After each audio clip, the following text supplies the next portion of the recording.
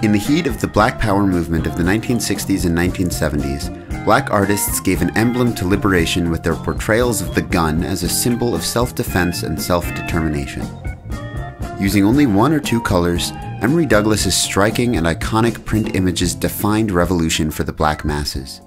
His work clearly identified the enemy, the reactionary pigs serving as foot soldiers for capitalism and white supremacy, and illustrated the necessary steps for placing all power in the hands of the people, political and cultural revolution.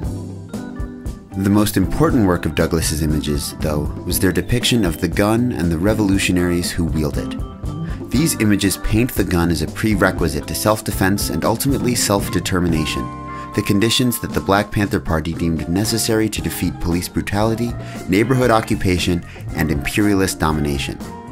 In several notable works from the party's earlier years, shotguns like Huey Newton's take center stage.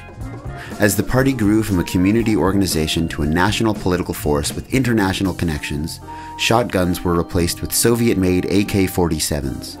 This marks a symbolic identification between the Black Panthers and Communist People's Armies fighting for independence and socialism in Asia, Africa, and South America. Douglas's work understands Du Bois's famous maxim asserting that all art is propaganda and shines as the political voice for the liberation of Africans in the United States. Just as the gun became a prominent symbol in revolutionary posters in Vietnam and Laos, and even adorned the flag of the newly independent communist Mozambique, Douglas's prints elevated it to a similar representative status at home. That Douglas's prints appeared on posters, on buttons, and crucially on the party's popular newspaper holds deep significance. These images reached a wide audience, one who read or picked up the Black Panther. More than 300,000 people saw Douglas's art each week, instilling and reaffirming a commitment to black revolution in the United States with each copy sold. Visually, Douglas's prints resemble linoleum-cut works by Elizabeth Catlett, a veteran black artist by the 1960s. Catlett learned her lino-cut technique at the Mexican Taller de Gráfica Popular, a workshop founded with the intention of teaching and spreading socially engaged art.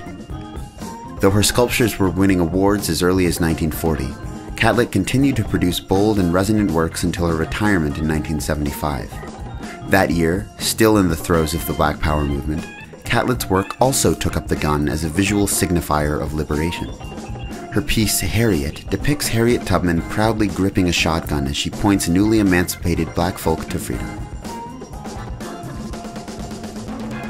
Given the mutual ethos of Catlett's and Douglas's works, it's no surprise that their visual styles share so many similarities.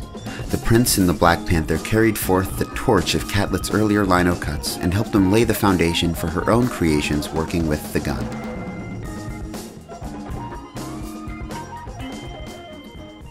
In 1972, the Black Panther Party updated its platform to reflect its evolving politics. Artistic celebrations of worldwide revolutionary movements and local black youth replaced the militant gun-toting community defenders in Douglas's work. Nevertheless, other artists continued to celebrate the symbolic power of armed black men and women. That year, Betye Saar produced her shadowbox assemblage, The Liberation of Aunt Jemima, creatively reasserting the firearm as a logo of liberation. The sculpture's inventive yet careful employment of mixed media enables disparate parts to comment on black people's persistent efforts resisting commodification. The central figure in the piece is Aunt Jemima, fashioned from a repurposed mammy-themed notepad holder. Jemima holds in her hands a shotgun and a pistol, and she stands in front of a wall plastered with reproductions of the Aunt Jemima pancake logo, now depowered within Saar's recontextualization. Here, the visual force of the gun triumphs over the actual corporate Aunt Jemima logo. With her pistol and her rifle, Aunt Jemima can determine for herself who and what she is. The strong juxtaposition between the brand logo and the emancipatory emblem cuts down at white corporate capitalism and advances a powerful statement. A black woman with a rifle is a black woman who is free. In portraying the gun, works give an armed black face to revolution. They depict subjects who are free and secure to claim and reclaim, to define themselves as however they like. In portraying the gun, works depict subjects who are liberated.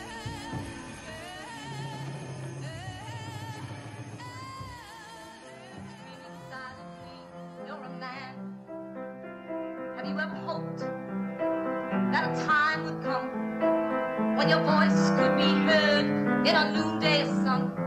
Have you waited so long